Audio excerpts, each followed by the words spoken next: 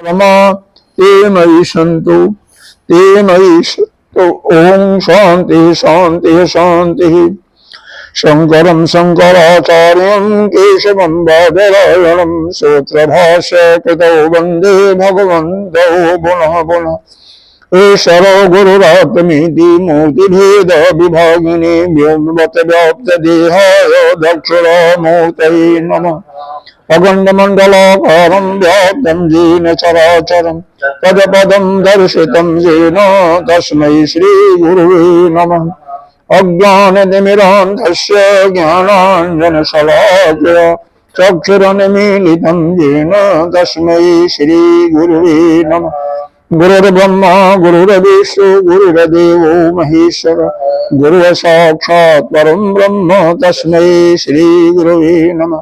त्वमेव माता च पिता त्वमेव बन्धो च सखा त्वमेव विद्या द्रविणं त्वमेव सर्वं मम देव देव।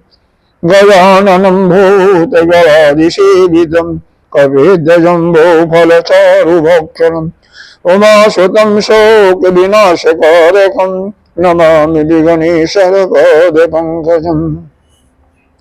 अनंत श्री विभूषित नित्य प्रातः स्मरणीय वंदनीय अर्चनीय पूजनीय 1008 श्री पंचायती महानिर्वाणी अखाड़ा के वरिष्ठ श्रोती ब्रह्मनिष्ठ महामंडलेश्वर एवं उत्तर प्रदेश संत समाज के दक्ष श्री सदगुरुदेव भगवान के चरणों में कोटि कोटि नमन बंदन। यहाँ पर विराजमान हमारे ब्रह्मचारी कृष्ण चैतन्य जी के हृदयाकाश में स्थित उस आत्मस्वरूप परमात्मा को नमन करते हैं। हम यहाँ पर तीसरे अध्याय का श्री गणेश करने जा रहे हैं। अभी तक हमने यह जो है दूसरे अध्याय में उपासना संबंधी प्रकरण का चिंतन किया था। यह उपासना पहले अध्याय में 3 प्रकार की बताई गई। इसको जरा ध्यान से पहले ने भूल गया होगा। पहला है कि कर्मांग उपासना।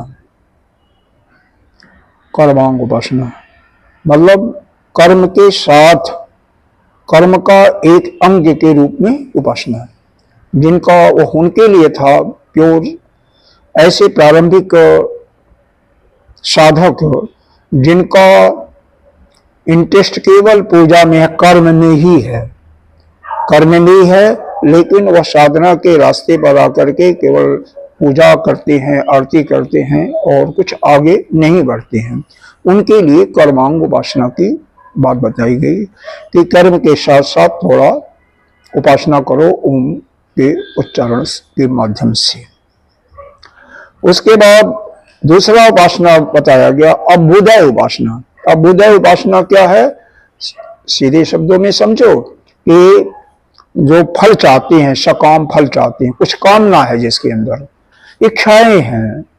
भाई कोई गरीब आदमी है, या हालांकि गरीब आदमी के अंदर कोई कामना बहुत बड़ी नहीं होती है, हमने देखा है, उसके अंदर तो रोजी रोटी का ही पहले कामना होती है। लेकिन बड़े लोगों के अंदर ज्यादा कामनाएं होती हैं। जितना ही बड़ा होता है उतना ही उसकी कामना बढ़ती जाती है।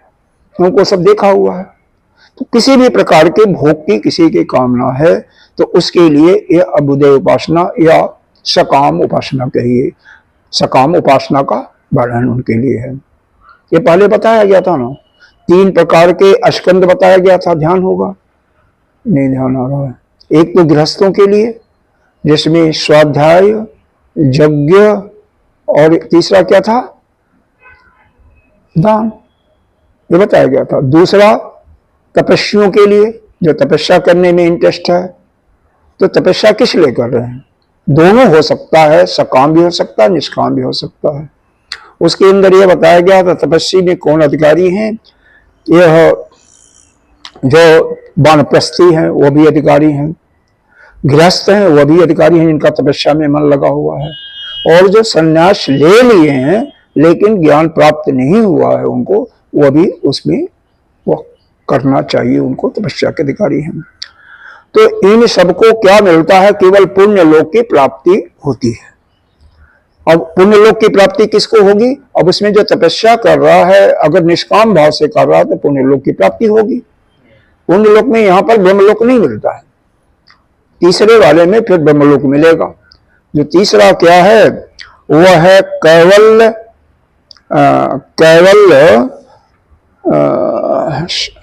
सन्निकृष्ट, कैवल्य सन्निकृष्ट उपासना।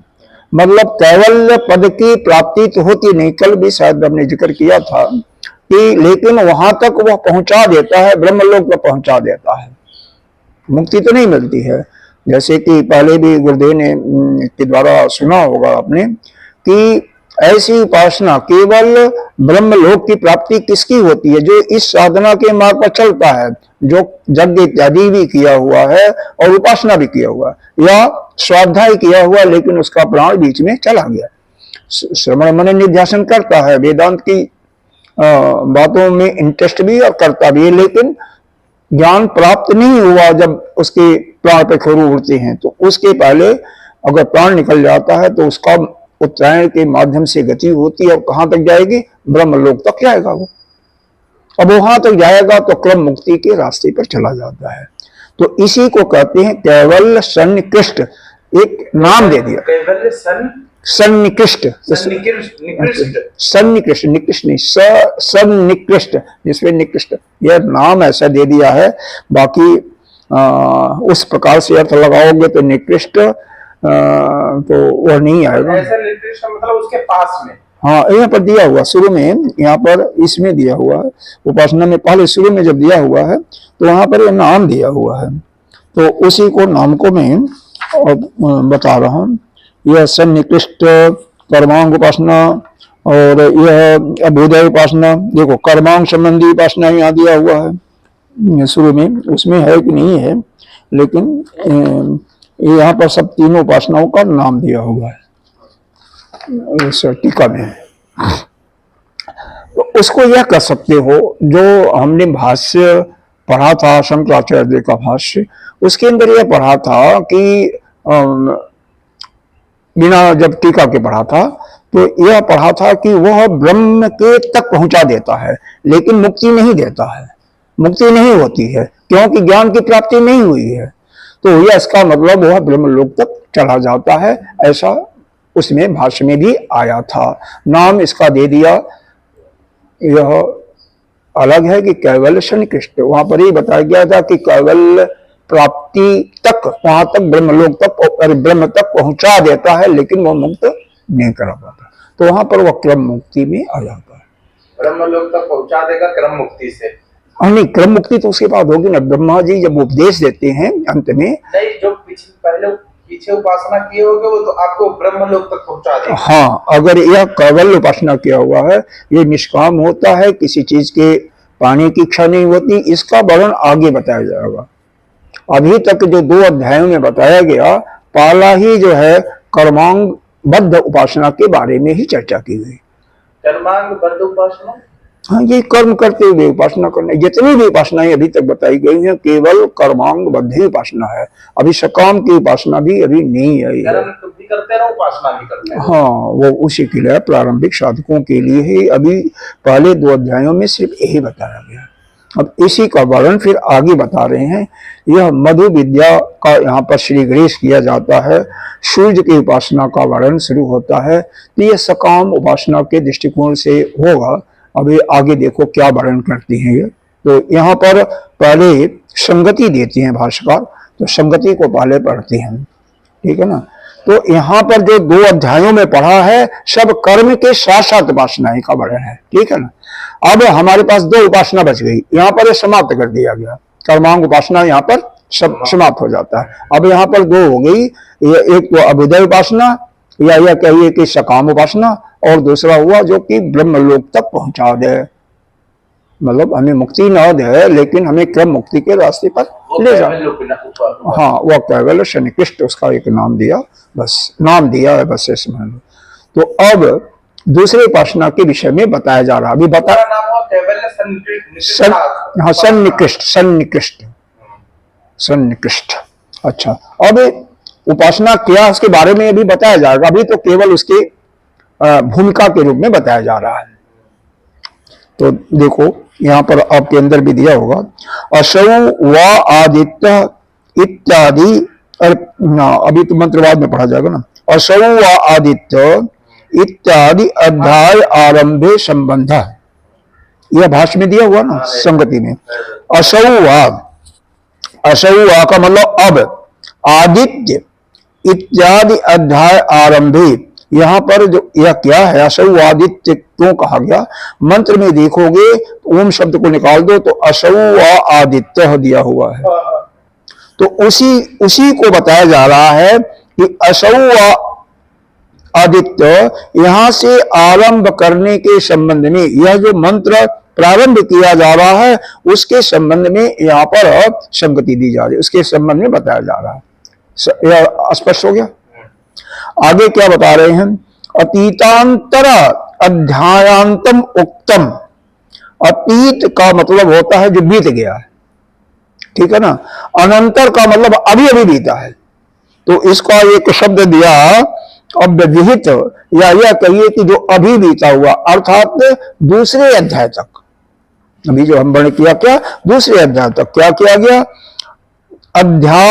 अध्याय अंत, अभी अभी जो बीता है उसके अध्याय के अंत तक, यानी दूसरे अध्याय के अंत तक। शाब्दिक अर्थ में लेगो तो अतीत माने बीता हुआ, और अंतर माने अनंतर माने अभी अभी बीता है, अभी अभी बीता है, तो अभी जो बीता है इसका मतलब दूसरे अध्याय के अंत तक।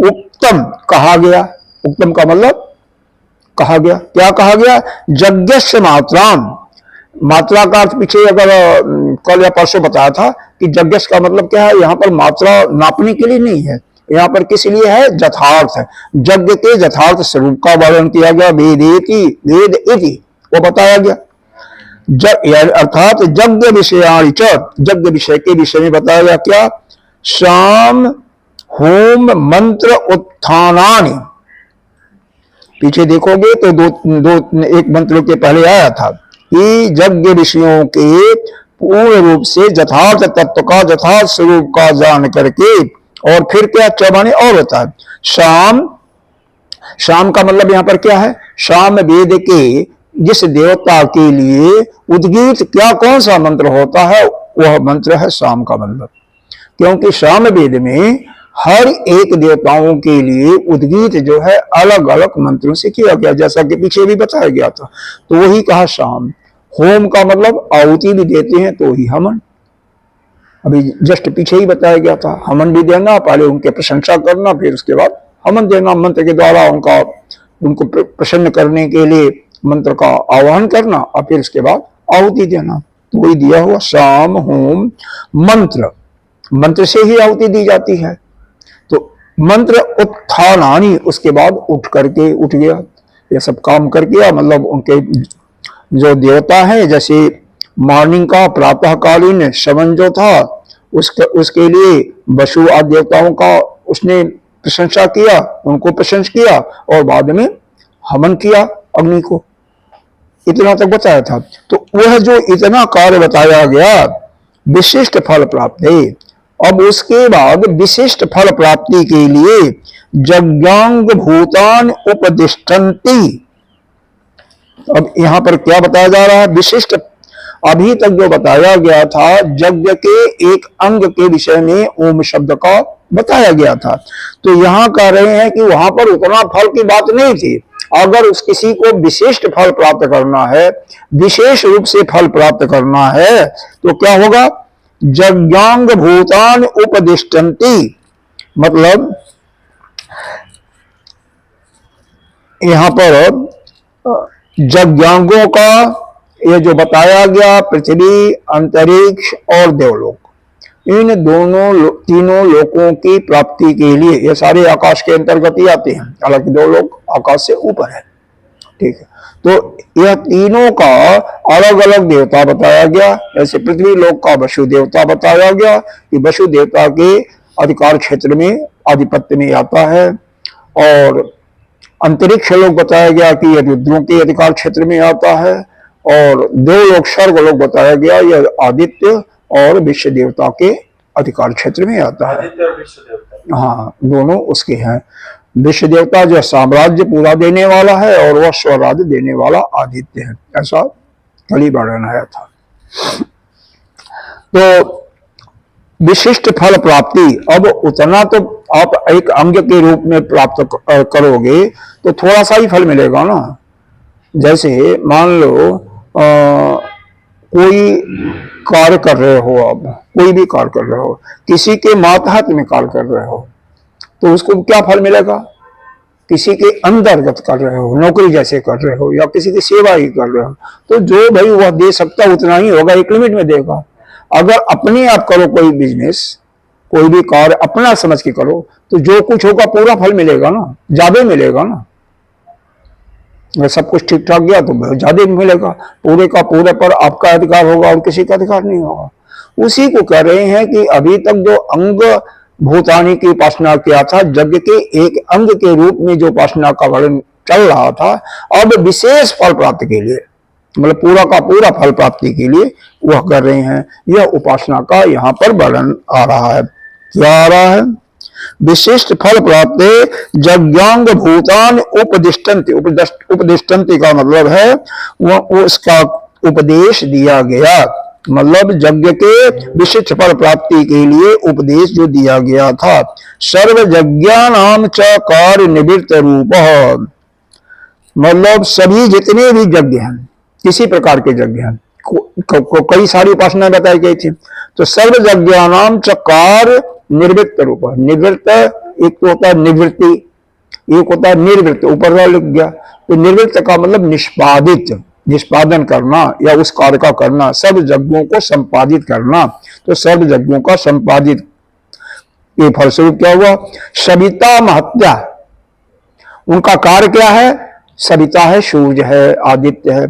तो सविता के महत्या, महत्ता का मतलब भाई उसका महत्व बताने के लिए ये समझो, महत्व बताने के लिए या अत्यंत उसकी महिमा गान करने के लिए। श्रेया, श्रेया का अर्थ होता है यहां पर शोभा, शोभा। तो शोभा दीपते, शोभा को प्रदर्शित किया गया, दीप्त किया गया। नहीं समझ में आया होगा ना। देखो, सभी यज्ञों की, सर्व यज्ञानाम च कार्य निवृत्त रूप, सभी यज्ञों के निष्पादित करने से या संपादित करने से, करने के बाद कार्य रूप में क्या प्राप्त हुआ? फल क्या प्राप्त हुआ? सविता यानी सूर्य। अब सूर्य की महत्ता, सूर्य की जो है महानता बताने के लिए उनकी शोभा, उससे क्या होता है? सूर्य की महत्ता और शोभा, मतलब अतिशय शोभा का दीप्त बने प्रज्वलित होता है। यानी यह जितने भी जगह करते हैं, क्योंकि कार्यों का जो फल के रूप में जो पुण्य पाप होते हैं वह सब आदित्य के पास ही रहते हैं। होता क्या है, यह जगत का निर्माण हुआ या किसी व्यक्ति का, व्यष्टि को लोगे तो आपको शरीर मिला, ठीक है, और समष्टि के रूप में लोगे तो जगत का निर्माण हुआ। तो यह अदृष्ट कार्य का ही फल है आपका, जो पीछे आपने कर्म किया हुआ था उसी कर्म का फल है ना। कर्म का फल मतलब पाप और पुण्य के रूप में जो किया उसी के अनुसार यह शरीर बना। आपने पूरा पाप किया, क्या बोलता है, पुण्य कुछ भी नहीं किया तो कीड़े मकोड़े का जन्म मिल गया या वृक्ष का जन्म मिल गया, पत्थर का, पहाड़ का जन्म मिल गया। आपने पुण्य और पाप लगभग बराबर हुआ तो मनुष्य का जो नहीं मिला। इस पर विचार करो कि एक ही परिवार में चाहे जुड़वा बच्चे हों, एक ही माता पिता के, दूसरे माता पिता के नहीं, एक पिता हो सकता है, दूसरी माता हो सकती है, उसकी नहीं, एक ही माता भी है, एक ही पिता भी है, उन्हीं के 2 बच्चे हों, 3 बच्चे हों, तुम्हारे तो है ही है, 3 भाई हो ना, एक बहन भी है शायद, है ना। अब उन्हीं पर विचार करो, तीनों का स्वभाव अलग अलग है, क्यों ऐसा हुआ?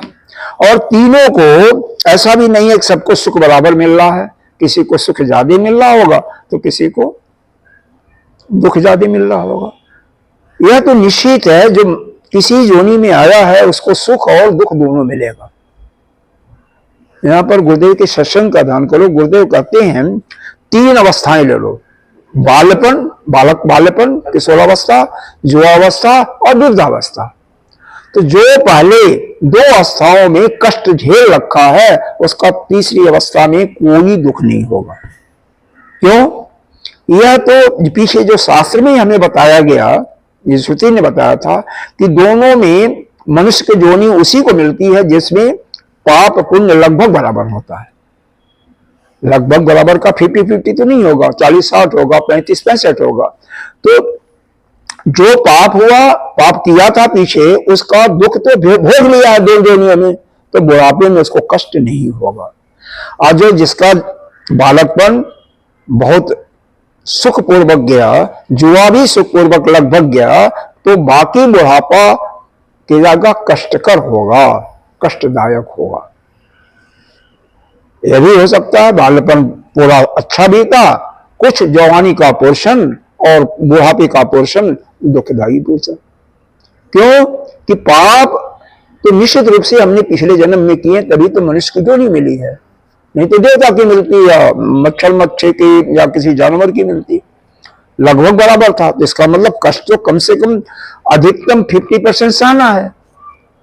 50% का डेढ़ का मतलब अगर ज्यादा हमारा पाप हुआ तो हमें ज्यादा सहना पड़ेगा, और मान लो पाप बहुत कम है तब भी एक अवस्था तो आपको दुख सहना ही पड़ेगा अगर पीछे नहीं हुआ। तो इसी कारण से यह जो है, जो जितना कर्म किया हुआ था पाप और पुण्य, उसी के अनुसार सभी भाइयों के या सभी भाई बहनों के एक ही माता पिता से पैदा हुए भी कोई लड़का सुमार्ग पर चला जाता है, अच्छे मार्ग पर निकल जाता है, और कोई उसी में से जुआरी शराबी भी हो जाता है। आप क्या नहीं होगा, लेकिन देखा होगा किसी माता पिता की औलाद अगर दो हैं तो एक बहुत अच्छे चला गया और एक खराब भी चला गया, ऐसा हो जाता है। तो यह केवल अपने अपने पिछले जन्मों के कर्मों का ही फल है। तो यह जो उपासनाएं बताई जा रही हैं पाप और पुण्य का, और यह तो व्यष्टि के रूप में है, समष्टि के रूप में इसी प्रकार से सभी लोगों का जो पाप और पुण्य उसी के अनुसार यह जगत का निर्माण होता है। तो जगत का निर्माण यद्यपि काल्पनिक है, काल्पनिक तो है ना, सच पूछो अभी तो पीछे वेद में पढ़ा था, कौन सी श्रुति में था, उपनिषद में था, मांडूक्य उपनिषद में था कि कोई जीव की उत्पत्ति ही नहीं है। तो इसका मतलब ये संसार क्या है, स्वप्नवत है, लेकिन फिर भी दिखाई दे रहा है। व्यवहार में जो आप हम लोग देख रहे हैं उसी के लिए यहाँ पर बात किया जा रहा है। सब कुछ काल्पनिक होते हुए भी यह जो सृष्टि बनी है, यह समष्टि का जो पाप और पुण्य है सभी जीवों का, उसी को ले करके यह जगत का निर्माण हुआ है। अब व्यष्टि के लोग करके इंडिविजुअल व्यक्ति का या इंडिविजुअल पशु पक्षी के या शरीर का निर्माण हुआ है। तो सभी का पिछले कर्म के अनुसार ही है। अच्छा, इसका मतलब पुनर्जन्म तो निश्चित रूप से होता है, तभी तो हो रहा है ना, नहीं तो पुनर्जन्म नहीं होता तो सभी को तो एक समान दुख मिलता है, एक समान सुख मिलना चाहिए ना, लेकिन ऐसा नहीं होता है। इसलिए पुनर्जन्म तो निश्चित रूप से है, पिछले जन्म के कर्म का फल मिलता ही है। तो यहाँ पर अब यह बताने कहने आगे कहेंगे कि सभी के आकार रूप में सूर्य के पास ही सभी का जो भी है, क्योंकि सूर्य को ही यहाँ पर हिरण्यगर्भ माना गया है। पहले आपने सुना होगा कि हिरण्यगर्भ में सब कुछ हमारा, जब यहाँ से मृत्यु हो जाती है तो हमारा जो यह वासनाएं होती हैं और जो भी पाप पुण्य इत्यादि का होता है वह सब हिरण्यगर्भ में रहता है। तो इस सूर्य रूपी हिरण्यगर्भ में ही पड़ा रहता है। सूर्य के अंतर्गत ही सूर्य उसी को फल को देने वाला। क्यों सूर्य को लिया गया? क्योंकि सूर्य ही आपको ज्वलंत दिखाई दे रहा है। पंचदेवों को मानते हो तो पंचदेवों में से सूर्य ही आपको प्रत्यक्ष दिखाई देने वाला है। न तो विष्णु दिखाई देते हैं, न तो शिव जी दिखाई देते हैं, हाँ सूर्य दिखाई देते हैं, और न तो माता जगदम्बा दिखाई देती है, न गणेश। यही 5 देव हैं, 3 तो गणेश के परिवार के, सूर्य और विष्णु, यह दिखाई देते हैं। इसलिए इन्हीं के पास सब रहता है। ऐसा ठीक है, जिसके पास भी रहता है। तो सविता महत्या श्रिया दीप्यते। तो सभी यज्ञों का कार्य निष्पादित करने के बाद जो कार्य आप करते हो, संपादित करते हो, तो उसके फलस्वरूप कार्य का कोई फल होगा, पाप पुण्य होगा। तो वह कहाँ रहता है? सविता के पास ही वह प्रज्वलित हो रहा उसी के अंदर दिखाई देता है, सभी का अलग अलग दिखाई देता है। सविता महत्या श्रिया दीपते, इसी के अनुसार सूर्य की यह विशेष अतिशय शोभा की दीप्ति होती है, यानी प्रदीप्ति होती है। यह बात समझ में आ रहा है। अब इसके बाद बता रहे हैं, स एष सर्व प्राणी कर्म फल भूत, स एष मतलब साधक, स एष मतलब साधक उपासना के लिए, सभी कर्म प्राणियों के कर्म का फल भूत क्या होता है, प्रत्यक्षम, प्रत्यक्ष ही क्या होता है, सर्वरूप उपजीवति, इसको क्या पढ़ा जाएगा, सर्वई रूप, सर्वई र नहीं आएगा, उपजीव्यते, संधि में उपजीव्यते, उपजीव्यते का मतलब आश्रय, आश्रय। तो यहां पर सभी प्राणियों के कर्म के फलों का जो एक प्रकार से प्रत्यक्ष क्या है, यह सूर्य ही है, सूर्य ही सबका आश्रय है। स ये स माने वह, स माने वह, ये स यहाँ सूर्य के लिए आएगा, सॉरी सूर्य आदित्य के लिए आएगा, वही सूर्य आदित्य की है। तो वही आदित्य जो है सभी प्राणियों के कर्म के फलों का आश्रय है, प्रत्यक्ष ही दिखाई दे रहा है, वह सभी लोगों के कर्म के फल का आश्रय है, जितना भी हम लोग करते हैं। अतः यज्ञ अवप्रदेश अनंतरम, मतलब यह है, इसलिए यज्ञों का अपप्रदेश का मतलब निरूपण करना होता है, अनंतरम। तो अब उस यज्ञ के अपप्रदेशम, यज्ञ के निरूपण करने के लिए, अब इसके बाद अनंतर माने इसके बाद, अब हम यज्ञ के उनके लिए कि सूर्य की उपासना के लिए यह यज्ञ का निरूपण करने के लिए क्या करें, तत्कार भूत सवित्य हो विषयम उपासनम, तो उस कार्यभूत को, उस कार्य के फल को प्राप्त करने के लिए, यानी अपने हम जो फल चाहते हैं, जो हमारे अंदर कामना है, उस फल को प्राप्त करने के लिए सविता के विषय में, यानी सूर्य आदित्य के विषय की उपासना के विषय में चल रही है बात। सर्व पुरुषार्थे, वह सभी पुरुषों के लिए श्रेष्ठतम फल, मतलब बहुत श्रेष्ठ फल, विधास्याम इति एव आरभ्यते। देखो यहां पर संधि विच्छेद होगा, विधास्य, विधास्य, विधास्यम इति एव आरभ्यते। विधास्यम का मतलब उसके विधि का, श्रेष्ठ फल प्राप्ति के विधि का, इति एव आरभ्यते, अब यहाँ पर आरंभ किया जा रहा है। कौन आरंभ कर रहा है, प्राप्ति की विधि बता रहे हैं। हाँ, श्रुति कहेगी, श्रुति कहेगी। अब उसका श्रेष्ठ फल की प्राप्ति के लिए, क्यों कि हमारा जो है कार्य जो भी हम करते हैं, पूर्ण फल उसका कार्य फल के रूप में यह आदित्य है, तो आदित्य ही हमारा आश्रय हो गया सभी कर्मों के फलों का, इसलिए आदित्य की उपासना की विषय में बात चल रही है, उसका अब श्रुति बताएगी, और उसके लिए भी पहला मंत्र आता है। यह संगति हो गया, समझ में, रिपीट करने की जरूरत नहीं है। एक बार रिपीट कर दीजिए, मोटा मोटा। हाँ, मोटा मोटा कर देते। देखो असल में अभी तक जो भी बताया गया था, 3 प्रकार की उपासनाओं में केवल कर्मांगबद्ध उपासना का निरूपण पहले 2 अध्यायों तक हुआ। मतलब कर्म करते हुए या प्रारंभिक कोटि के साधकों के लिए, या वैसे करोगे अधम साधकों के लिए, मतलब जो निम्न कोटि के साधक हैं उनके लिए बात है।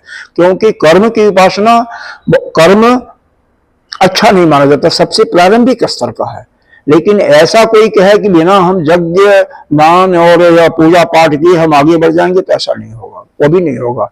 क्योंकि उससे जो है हमारे पापों का हरण होता है, क्षीण होता है, जिसने पिछले जन्म में कर चुका है, जब कर चुका है, माता पिता की सेवा कर चुका है, दान इत्यादि कर चुका है, वह इस जन्म में आते ही ऊपर हो जाता है। वैसे स्वामी या अपना क्या नाम थे, आदिगुरु शंकराचार्य जी, जो कि भगवान शिव के अंश बताए जाते हैं ना, या विवेकानंद जी इत्यादि, बहुत बड़े बड़े महापुरुष बचपन से आगे और सीधे आगे बढ़ जाते हैं। 7 साल की अवस्था में, 5 साल में सारा मलयालम का उनको ज्ञान हो गया था, भाषा का, और 7 साल में आदिगुरु शंकराचार्य जी सारे 4 वेदों कंठस्थ हो गए थे इनके। बोल हम लोग कहाँ हैं? उसके हिसाब से 0 बटा पता नहीं लाखवां हिस्सा भी हम लोग नहीं होंगे। हाँ, उनके कंपैरिजन में तुलना करें तो 8 साल की अवस्था में तो जहां तक ये ठीक है, गायत्री मंत्र तो हम जानते थे, तो महामृत्युंजय तो मान लो थोड़ा सा, नहीं तो कुछ भी नहीं जानते थे ना। यहाँ तो चारों वेद, अभी भी वेद हमें नहीं आता पूरा, एक 2-4 श्लोक कहीं याद होंगे, 2-4 मंत्र याद होंगे। आम आदमी को लोगे तो 99.9% लोगों को नहीं याद है, और कई 99% या 95% को पता ही नहीं वेद क्या होते हैं, कौन कौन वेद होते हैं। तो वह तो पिछले जन्म में जो कार्य कर चुके हैं, या पूजा यज्ञ इत्यादि स्वाध्याय इत्यादि कर चुके हैं, तो उनके लिए फिर सीधे आगे उपासना शुरू हो जाती है। और जो उपासना भी शुरू कर चुके हैं, सीधे ज्ञान के मार्ग में आ जाते हैं। तो जैसा जो किया होता है, कृत और अकृत कर्म के विषय में गुरुदेव ने बताया हुआ था। हाँ, कृत उपासना, तो अकृत जो बच गया उसी के लिए आते हैं। उपासना कर चुके होते हैं, हाँ, अकृत करने एक आध बाकी होता है तो कब कर लेता है, उसके बाद आगे बढ़ जाता है। अच्छा, तो अब यहाँ पर यह बताया गया कि यह जो हम कार्य करते हैं, जो भी करते हैं, तो यह कर्मांग उपासना के विषय में पीछे बताया गया दूसरे अध्याय के अंत तक। अब उसके बाद 2 उपासनाएं और बची, जो कि पहले शुरू में बताया गया था। एक तो अभ्युदय उपासना बची, दूसरा जो कि सकाम कर्म फल का है, तपस्या इत्यादि का वर्णन है, और तीसरा जो बता वह केवल सन्निकृष्ट उपासना बची, यानी केवल पद तो नहीं प्राप्त होता, लेकिन उसके बिल्कुल निकट, उसके निकट पहुंचा देता है। तो ये दूसरा के लिए अब यहाँ पर वर्णन करेंगे क्रमशः। अब दूसरी उपासना के विषय में बात करेंगे, और फिर बाद में केवल सन्निकृष्ट की बात करेंगे, और फिर बाद में ज्ञान की बात करेंगे। जब मुक्ति आ जाएगा, क्रम मुक्ति, तो बाद में यह है। तो 2 प्रकार की मुक्ति, यह याद रखो, यह शायद हमने नहीं बताया, यहाँ पर दिया नहीं है। एक तो क्या होता है, एक तो शरीर रहते रहते मुक्ति हो जाती है, उसको जीवन मुक्ति कहा जाता है, और एक शरीर के जाने के बाद मुक्ति होती है, तो विदेह मुक्ति। ये 2 का नाम तो सुना होगा ना। और तीसरा क्रम मुक्ति होती है, तो क्रम मुक्ति के अंदर यह केवल सन्निकृष्ट मुक्ति है। बाकी वेद में 2 ही मुक्ति, और पुराणों में तो 5 प्रकार की होती हैं, सालोक्य है, सारूप्य है, सामीप्य है, सायुज्य है, इत्यादि उपासनाएं होती हैं, वहां पर मुक्तियां होती हैं। तो उनकी बात नहीं, जो वेद में बताया गया है, वेद में 3 प्रकार की मुक्ति का है, 2 वह और 1 क्रम मुक्ति, जो कि उपासना के अंतर्गत आती है। उपासना से ही प्राप्ति उसकी हो सकती है। तो अब इसके बाद यह बताया कि यह पूरे जगत का निर्माण जो है, समष्टि में सभी प्राणियों का, सभी जीवों का जो कार्य का फल होता है, उसके अनुसार होता है, और व्यष्टि के रूप में उसी व्यक्ति के पिछले जन्म के पाप और पुण्य, यानी कर्मों का फल, अर्थात पाप और पुण्य के स्थान पर उसका शरीर का निर्माण होता है, और उसी के अनुसार उसको सुख और दुख की प्राप्ति होती है।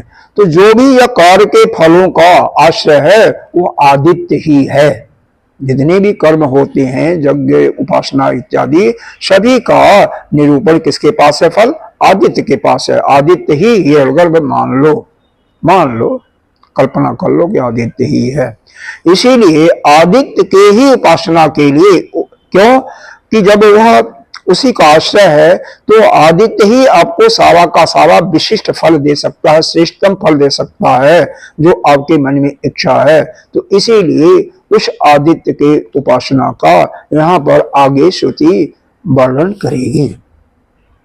श्रुति आगे अभी वर्णन नहीं करेगी, मतलब उसी वर्णन करने के हेतु ही यह मंत्र प्रारंभ किया जा रहा है। ठीक है ना? तो वह मंत्र क्या है?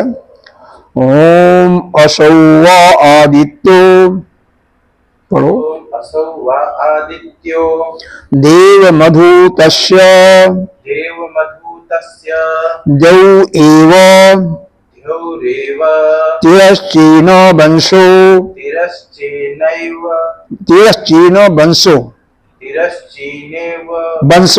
वंशो का मतलब बांस होता है। हाँ, तिरश्चीन का मतलब तीर्छा। ठीक है, धीरे धीरे आएगा। वंशो अंतरिक्षम आपूपो मरीचय पुत्रा। नहीं, आपूपो का मतलब छत्ता होता है, सारी अपूर्व का मतलब पहले हमने क्या बताया था, छत्ता होता है, मधुमक्खी का छत्ता होता है। ओम असौआ, अब असौआ का मतलब होता है प्रत्यक्ष रूप से, क्या है, आदित्य, मतलब प्रत्यक्ष रूप से यह जो आदित्य हमारे दिखाई दे रहे हैं सूर्य देवता, यही क्या है, देवम मधु, देव मधु, देवताओं के मधु हैं।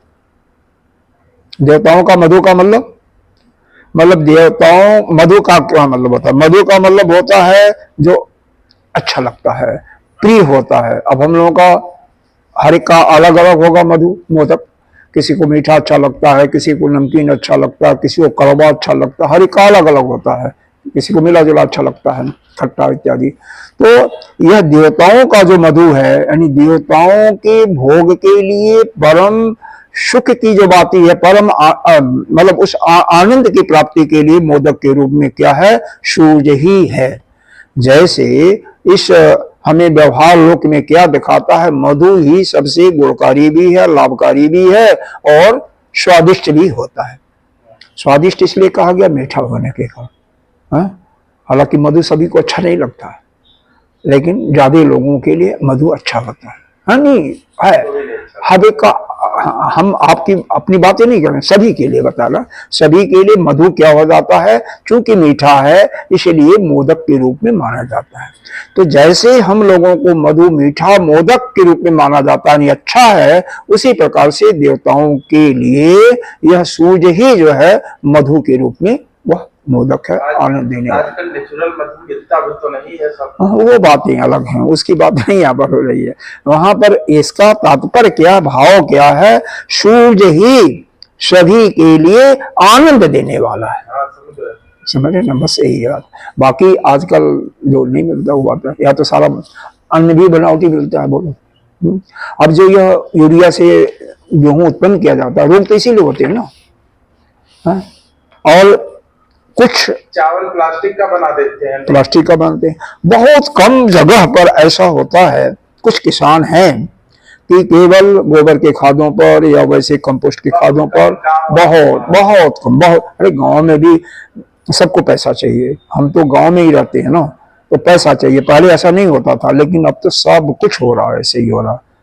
अब तो मेरे ख्याल से कुछ भी नहीं कोई अपने पास रखता, सब इंजेक्शन की बात करते हो ना, घिया में देते हैं, कोहड़े में देते हैं, और गांव में भी चल गया है, गांव में लोग देते हैं, जो बेचते हैं ना वो देते हैं। सभी लोग तो नहीं देते हैं, लेकिन जो उनका काम होता है उसको तोड़ करके और फिर मार्केट में ले जाना या किसी देना, वह इंजेक्शन लगाते हैं शाम को, और सवेरे उनका लेने वाला सौदागर सेठ आ गया, इतनी हो जाती है। हाँ, इतनी मोटा हो जाता है, तो वह सब करने के लिए आ जाती है, वह एक काम करते हैं, लेकिन बाकी आम आदमी नहीं करते हैं। लेकिन यूरिया वगैरह का तो सभी लोग करते हैं, वो भी बहुत नुकसान करते हैं। हाँ हाँ, वो 99.99% करते हैं, यूरिया वगैरह सभी करते हैं। एमपी में बताते हैं कुछ लोग नहीं करते हैं, वो सब यूपी में भी, हाँ, जो कुछ है सब लोग करते हैं।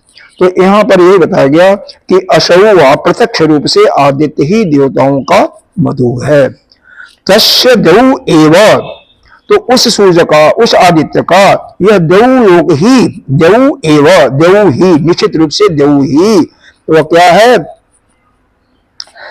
चीन, देव ही उनका क्या है, यानी यह जो देव लोक है वही एक तिरछा क्या है, वंश, यानी बांस माने बांस, जैसे बांस होता है तिरछा, तो देवलोक किस पर लटका हुआ है, नीचे क्या है, अंतरिक्ष है, ऊपर देवलोक है, नीचे अंतरिक्ष है, अंतरिक्ष के नीचे पृथ्वी है ना, बीच में नहीं, पृथ्वी बीच, हाँ, उस जब हम 14 लोक की बात करेंगे तो पृथ्वी बीच में आएगा। लेकिन जब हम 3 लोक की बात कर रहे हैं, यहाँ पर पाताल की बात नहीं हो रही है, यहाँ पर देव, पृथ्वी, भूव स्व 3 की बात हो रही है। तो भू पृथ्वी हुआ, भूव हुआ अंतरिक्ष, और स्व हुआ आपका या देवलोक। तो 3 की बातें हो रही हैं, भू भुव स्व, पृथ्वी, अंतरिक्ष और स्वर्गलोक की बात है, देवलोक की।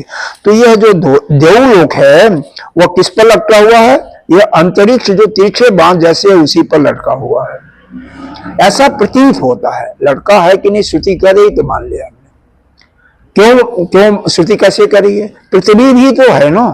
अगर जो कोई साइंटिस्ट होगा तो उसके लिए समझाने के लिए पृथ्वी भी तो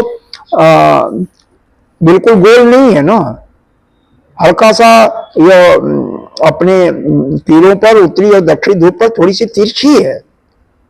तो उसी प्रकार से पृथ्वी तिरछी है तो उसके ऊपर वाले लोग भी तो तिरछे होंगे ना, तो वह भी तिरछा बांस जैसे वह दिखाई दे रहा, ऐसा प्रतीत होता है। और जो श्रुति करी तो पक्का है, क्योंकि और किसी की तो बात है नहीं। अंतरिक्षम आपूपो, और यह अंतरिक्ष है उसके लिए क्या छत्ता है, जैसे मधुमक्खी छत्ता लगाती है। और जैसे बांस है तो अगर सीधा बांस होगा तो उस पर छत्ता नहीं लगाते मक्खी, अगर तिरछा होगा, हल्का सा भी तिरछा होगा तो उसी पर छत्ता लगाती है, टेढ़ा होता। तो उसी प्रकार से जैसे तिरछे बांस पर मधुमक्खी छत्ता लगाती है, उसी प्रकार से यहाँ पर यह दो लोक जो है, यह बांस पर, एक बांस के सहारे तिरछा दिखाई देता है। बांस कहां पर है? अंतरिक्ष लोक से तिरछा दिखाई दे रहा। और अंतरिक्ष लोक क्या हो गया यहाँ पर? यह अंतरिक्ष जो है छत्ता हो गया, इसका मतलब अंतरिक्ष ही छत्ता हो गया। आपूपू मतलब छत्ता हो गया। अब मरीचया पुत्र, और जो सूर्य आदित्य की जो किरणें हैं, मरीचि के जो पुत्र हैं, मतलब किरणें ही इनके पुत्र हैं, और किरणें के पुत्र हैं वह क्या होंगे? वह मक्खियों के, अरे भाई मक्खियों के बच्चे हो गए। मक्खियां होती हैं, मक्खी छत्ते लगाते हैं तो मक्खी के बच्चे भी तो होते हैं ना। तो जैसे, और वह भी उसी छत्ते में अपना रहते हैं। तो जब कभी निकाला देखा हुआ? नहीं देखा होगा हमने तो देखा हुआ है। जब वो निकालते हैं ना मधुमक्खी के छत्ते को, हाँ मारती भी हैं सब मधुमक्खियां, मारती नहीं, इससे पहले आपको सुलगा करके मक्खियों को दूर करते, भगाते हैं, फिर उसको निकालते हैं। फिर भी उसमें छोटे छोटे बच्चे कुछ न कुछ बहुत रहते हैं, वो मारते हैं। तो वही मधुमक्खी के बच्चे हैं। और जब वो लोग छत्ता निचोड़ते हैं ना तो अंडे बच्चे सब निचोड़ देते हैं। बिल्कुल उसी प्रकार से यहाँ पर यह सूर्य की जो किरणें हैं ना, वह बच्चे हैं उसके। जैसे मधुमक्खी के छत्ते का उदाहरण दिया गया, हाँ उसी प्रकार से सूर्य की किरणें ही उनके बच्चे हैं। और किरणों के स्वरूप, इसीलिए तो सूर्य को कहते हैं ना, आदित्य को उदय होते हुए सूर्य को कोई अगर जल देता है तो क्या होता है? उस किरणें परावर्तित होकर के उसके शरीर की बीमारियों को हरण करती हैं। यह सूर्य के अंदर यह है कि सूर्य जो है स्वास्थ्य को देने वाला है। इसीलिए यह भी बताया जाता है ना कि अरे विदेशों में तो जहां पर सूर्य उदय नहीं होता महीने 2 महीने, वहां पर नंगे लोग समुद्र किनारे सूर्य के प्रकाश लेते हैं। जिस दिन सूर्य निकल जाता है उस दिन हॉलीडे कर लेते हैं, क्योंकि विटामिन डी या जिसके शरीर में दर्द इत्यादि होता, विटामिन डी कमी होता है, वह सूर्य से ही, प्रकाश से ही मिलता है। और कितना भी अगर क्रोनिक से क्रोनिक डिजीज है, नित्य प्रति सूर्य का सुबह उदय होते हुए सूर्य की प्रार्थना करता है, उसका वह करता है, तो क्रोनिक डिजीज भी समाप्त हो जाती है। 2 चीजें हमारे यहाँ पर प्रचलित हैं। एक तो यह सूर्य का, यह तो शास्त्रों के अनुसार है, और शास्त्र के अनुसार ही कहता है कोई गायों के बीच में अगर 6 महीना लगातार गायों के बीच में रहता है, उन्हीं की सेवा करता है, उन्हीं के खाने पीने का ध्यान करता है, तो उसका भी क्रोनिक से क्रोनिक, पुराना से पुराना रोग ठीक हो जाता है। यह तो लखनऊ में देखा गया है। कोई था एक पुराना रोगी और उसको 6 महीना 7 महीना 8 महीना किया होगा, उसका वो जो असाध्य रोग था वह ठीक हो गया, उससे छुटकारा मिल गया। तो होता है गायों की सेवा करने से भी। अब भाष्य देखिए, तो यहाँ पर तो यही है कि वह आदित्य ही देवताओं का मधु है, और यह दूलोक जी है। क्या है? वह तिरछा, अंतरिक्ष के ऊपर बांस जैसे तिरछा लटका हुआ है, जिस पर की वह लटका हुआ है, और अंतरिक्ष छत्ता है, और सूर्य की जो किरणें हैं वही उसके पुत्र हैं, मक्खियों के बच्चे जैसे होते हैं, उसी प्रकार से यह है। असौ भाष्य में देखते हैं, ये तो हो गया अर्थ, तो समझ में आ रहा ना। और असौ व आदित्यो देवम, असौ व आदित्यो देवम, देवम नहीं आएगा, देव मधु इत्यादि। क्या मतलब हुआ? असौ वह सूर्य ही, आदित्य ही, वह माने निश्चय ही। पहले बताया था वही का अर्थ निश्चय, निश्चय बताया था पीछे। तो असौ वह आदित्य ही या आदित्य ही निश्चय ही, तो यहां पर निश्चय लिखने की जरूरत नहीं, आदित्य ही क्या है, देवम देवताओं का मधु है, समझ रहे हैं, इत्यादि मतलब और कुछ है, मधु का मतलब इत्यादि का मतलब और कुछ, मतलब जो कि उनका आश्रय में सभी है, सभी सूर्य पर ही आधारित होती हैं।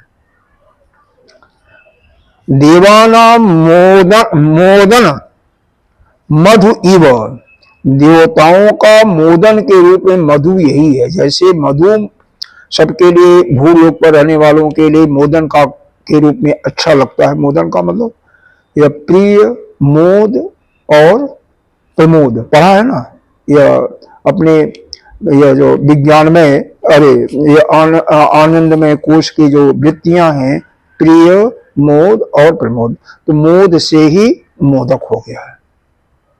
मतलब वह जो आनंद का उपलब्धि हो रही है, किसके कारण हो रही है, उसी का नाम मोदक होता है। तो यह मोदक यानी मोदक किसके कारण से हो रहा है, मधु के कारण। मधु कौन है यहाँ पर, सूर्य, आदित्य है। तो आदित्य ही देवताओं का मधु है, मोदक है, ठीक है ना। जैसे पृथ्वी पर हम लोगों के लिए मधु हमें मोदक का काम करता है, उसी प्रकार से देवताओं के लिए आदित्य ही मोदक स्वरूप है, ठीक है। आगे चलो।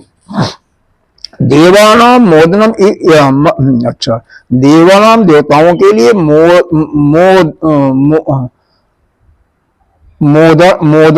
मोदना मधु इव, ये मधु के रूप में ये आदित्य ही है। मध्य स व आदित्य, यानी सचमुच यह सुआदित्य ही मधु है। आगे देखिए,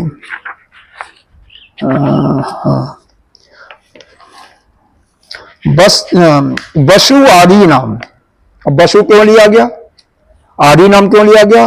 अरे भाई, जो समन की बात हो रही थी पीछे ना, तो प्रातःकालीन जो समन था उसका देवता कौन था, बसु थे, 8 बसु थे, तो आदि नाम कर दिया। तो मध्यकालीन का क्या था, रुद्र थे, और तृतीय समन के कौन थे, यह विश्वदेव और आदित्य। तो उसी के लिए कह रहे हैं बसु आदि नाम, बसु आदि देवताओं का च मोदन हेतुत्व, उनके च माने यहां पर देखो, बसु आदि नाम देवताओं का ले लिया, च का अर्थ यहां पर लगा सकते हो जो विद्वान होता है, जो इसके रहस्य को जानता है, विद्वानों के लिए ले सकता है, या उपासक भी ले सकते हो।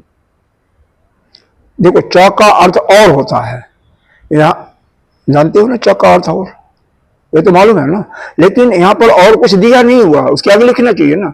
तो और नहीं दिया हुआ तो उसमें छिपा हुआ, या मान लीजिए कि वह विद्वान या कोई विद्वान उपासक है या उपासक है, लेकिन उपासक ऐसा है कि जो जानता है, यानी बिल्कुल अभी उपासना शुरू नहीं किया है, वह ज्ञानी है। ज्ञानी का मतलब वह मुक्त अभी नहीं हुआ, वह ज्ञान नहीं, ब्रह्म ज्ञान की बात नहीं हो रही है, मतलब उपासना के विषय में इसको ज्ञान है।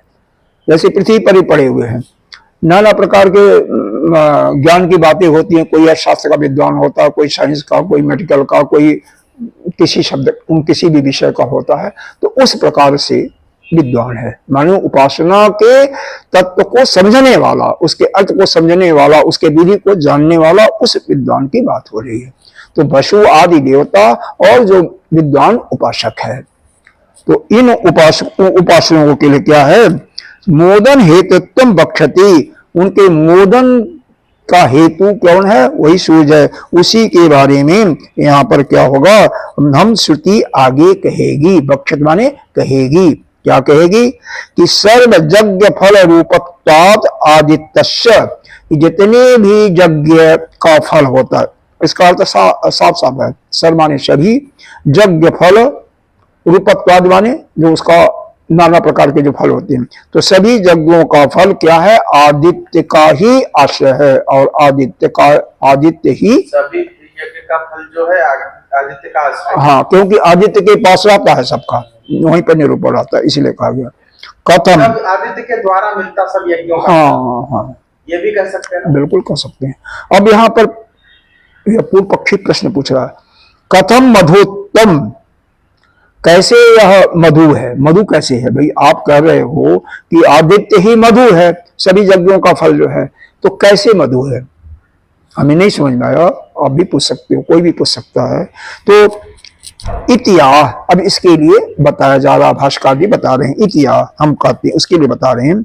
तस्य, अब देखो वहां पर तस्य शब्द आया होगा, देखो आया है कि नहीं है, मंत्र में आया होगा ना, तस्य, तस्य आया है, देव मधु के बाद तस् शब्द है पहले लाइन में, तस्य है ना। तो तस्य का अर्थ बता रहे हैं मधुनो, भाष्य में देखो तस्य के बाद मधुनो लिखा होगा, नहीं नहीं पढ़ा, पढ़ा है ना। तो तस्य का अर्थ यहाँ पर मधु के लिए होगा, मधुनो, हाँ मधु, मधुनो, दौ एव, हाँ दो मतलब देवलोक के लिए, देवलोक का मधु यह है, मतलब जैसे पृथ्वी का मधु है वैसे देवलोक का यह मधु है। भ्रामरस्य एव, भ्रामर क्या मतलब होता है, जैसे मधुमक्खी होती है, ये एक दृष्टांत दिया गया। भ्रामर का मतलब भौरा बोल सकते, हाँ भौरा होता है, लेकिन यहाँ पर मधुमक्खी के लिए होगा। मधु कौन इकट्ठा करती है, मधुमक्खी इकट्ठा करती है, भौरा तो नहीं करता ना, तो काला वाला काला वाला होता है, तो मधुमक्खी करती है, तो मधुमक्खी के लिए भ्रामर का मतलब वही हुआ, लेकिन यहाँ पर मधुमक्खी के लिए। तो भ्रामरस्य एव, तो यहाँ पर एक दृष्टांत दे गया, जैसे मधुमक्खी जो है मधु को इकट्ठा करती है, उसी प्रकार से यह तस्य, यह जो है मधु नो दौ एव, यह दो लोक का मधु जो है यह आदित्य है। और मधुनः तिरश्चीन च असौ वंशः चेति, यह कैसा है कि तिरश्चीन माने तिरछा होता है।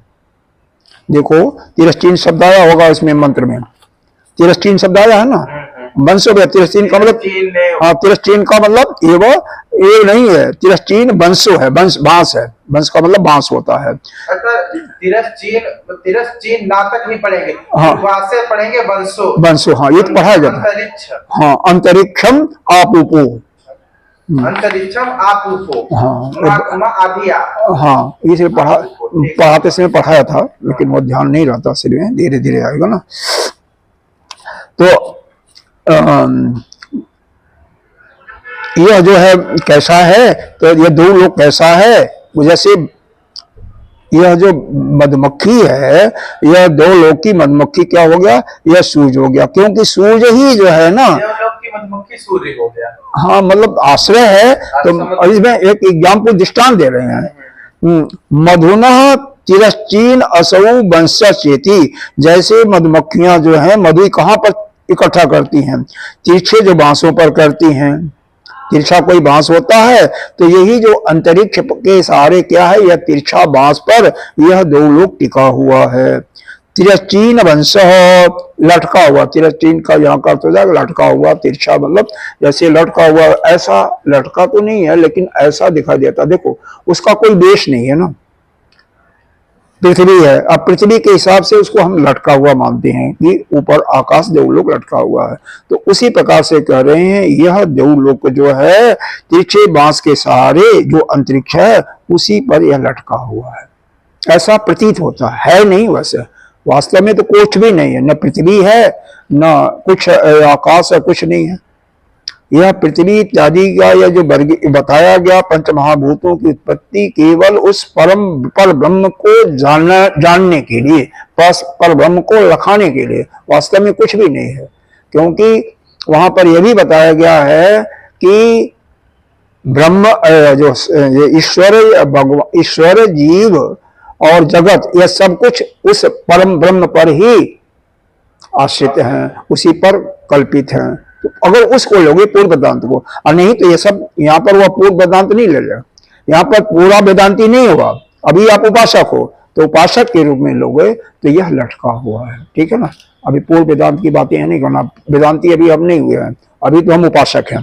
तो उपासक की दृष्टि से ये जीव भी है जगत भी है, क्योंकि कोई भी उपासना जब तक जीव नहीं आप अपने को मानोगे तब तक नहीं हो सकती है। अभी आप ब्रह्म नहीं हो, ब्रह्म करने उपासना के बाद जब ज्ञान की वो हो जाएगा तब आप ब्रह्म होगे, तब फिर वहां पर बात करना, ठीक है ना। ये समझ में आना चाहिए, जगह जगह अर्थ अलग अलग बदल जाता है। हाँ अच्छा, तिरेक ते ही दो लक्ष्यते, यह तिरेक मतलब जैसे कोई तिरछा होता है ऐसे ही दो लोग लक्ष्यते माने लक्षित हो रहा है, ऐसा दिखाई दे रहा है। जैसे अंतरिक्ष मधु का छत्ता है, वैसे ही इसके आश्रय होने से यह अंतरिक्ष एवं मधु के इसमें समानता भी दिखा रहे हैं। अंतरिक्षम च मध्य आपोपो दो वंशे लग्न, अंतरिक्ष और यह मध्य आपोपो, मधु का जो छत्ता है, अंतरिक्ष ही क्या है, मधु का छत्ता। आपोपो माने छत्ता बताया था ना पीछे, नहीं समझ रहा। मधु आपोपो माने छत्ता, तो मधु का छत्ता कौन है, यह अंतरिक्ष ही मधु का छत्ता है। और उस पर लटका हुआ बांस पर कौन है, यह आपका देवलोक, ऐसा मालूम पड़ रहा है। ठीक है, अच्छा, ये समझने में थोड़ा सा तो का, हाँ। द्विवंशे लग्न, अब लग्न शब्द आया है, देखो मंत्र में आया होगा, लग्न शब्द आया होगा। लग्न तो और तो देखते हुए चलोगे तो फिर समझ में आएगा। लग्न आया होगा, नहीं आया है। दौ एव चीन वंशो अंतरिक्षम आपूपो मरीचय पुत्र, वो आया तो नहीं है। लेकिन दो वंशे लग्न, मतलब दो वंश में, दो लोक में जो बांस है वो एक प्रकार से तिरछा है। तो लग्न का अर्थ बता रहे हैं संलमित, संलमित माने लटका हुआ है। यह कह रहे हैं जैसे बांस जो है अंतरिक्ष बांस के रूप में छत्ता है, वह लटका हुआ है। संलमित माने लटका हुआ है। इवा तऊ मधु आपूप सामान्य अंतरिक्षम मध्य आपूपो मधुना सवितु आशंताच। अब यहां पर क्या कर रहे हैं, इस प्रकार से एव एतऊ, इस प्रकार से यह जो मधु का जो छत्ता है, आपूप माने फिर आ गया ना, मध्य आपूप, तो मधु का जो छत्ता है, सामान माने समानता है किसमें, अंतरिक्षम मधु आपूप। यह जो अंतरिक्ष में मधु का जो छत्ता प्रतीत हो रहा है, मधुना सविता, सविता के लिए यानी आदित्य को जो मधु कहा जा रहा है, इन दोनों में समानता है। मतलब सविता क्या है, यह आदित्य क्या है, यह मधु के रूप में, मोदक के रूप में, जैसे बताया गया ना पीछे, देवताओं का मधु क्या है, आदित्य है। तो यह देवताओं का मधु जो आदित्य कहा गया है इसमें, और यह अंतरिक्ष जो बांस के समान यह है, बांस में जो छत्ता है, अंतरिक्ष ही छत्ता है बांस पर लगा हुआ, तो दोनों में समानता है। क्योंकि इधर स्वर्ग लोक में या दो लोक में यह जो आदित्य है वही क्या है, मधु है, देवताओं का मोदक है। और देवता लोग कहाँ रहते हैं, स्वर्ग लोक में रहते हैं। तो देवताओं का मधु जैसे आदित्य है, वैसे ही अंतरिक्ष लोक जो है इसमें तिरछा लटका हुआ है। अंतरिक्ष लोक का जो छत्ता लगा हुआ, मधुमक्खियों का जो छत्ता जैसे मालूम पड़ रहा है, यह किसका है, यह बाकी यहाँ के रहने वाले अंतरिक्ष वालों के लिए। तो यह जो अंतरिक्ष का यह जो छत्ता है और यह जो सूर्य को है, दोनों में सिमिलरिटी, समानता दिखाई दे रही है। भाई अंतरिक्ष में अगर बांस पर मधुमक्खी का छत्ता लगा हुआ है तो वह भी तो मोदक हुआ ना, मोदक माने आनंद देने वाला हुआ ना, और सूर्य भी आनंद देने वाला है। तो सूर्य तो आनंद दे रहा, किसका कारण बना, देवताओं का, और यह अंतरिक्ष वाला, अंतरिक्ष इस पर लटका हुआ, यह भी तो पृथ्वी के सहारे ही होगा ना। तो यह हम लोगों को आनंद देने वाला है, या पक्षियां जो उड़ती हैं आकाश में उनके लिए है। तो इसलिए इन दोनों में समानता है, सूर्य में और अंतरिक्ष में समानता है, क्योंकि दोनों में मधुता है, दोनों में आनंद है। अब कभी आप तो अभी चले तो हो, एक बार उसमें गए हो आप, हवाई जहाज में गए हो ना, तो वहां पर कुछ उड़ते हो, 2 बार गए हो, आनंद आता है ना, नहीं आता, नहीं आता आपको, डरते हो, डरता रहे तो अच्छा ही, उसमें उड़ो तो पता ही नहीं चलता है उड़ रहा है। अच्छा, लेकिन जो उनसे पूछो जो हमेशा चलते हैं तो ज्यादा वही सवारी पसंद करते हैं।